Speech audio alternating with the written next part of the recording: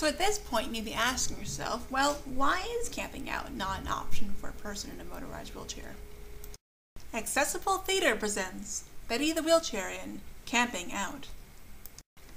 In order to understand why camping out is not wheelchair accessible, it helps to understand the nature of a motorized wheelchair. So let's break it down.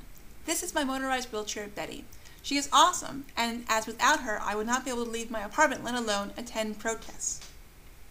However, as a motorized wheelchair, she is not waterproof.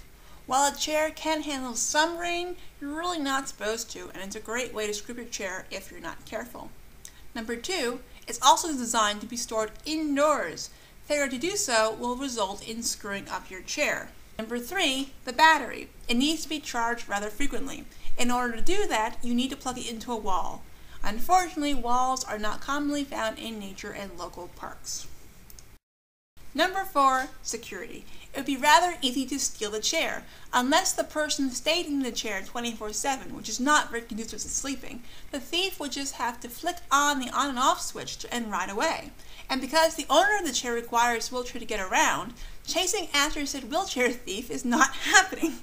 One could lock up the chair to a pole as one would for a bicycle, but that's assuming there is a pole within reaching distance of the spot where the person is camping out.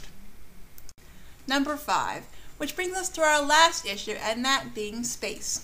As a person in a motorized wheelchair, I would require a spot where I could fit not only myself but my chair and still be able to come and go as needed without running over my fellow activists and their things in the process.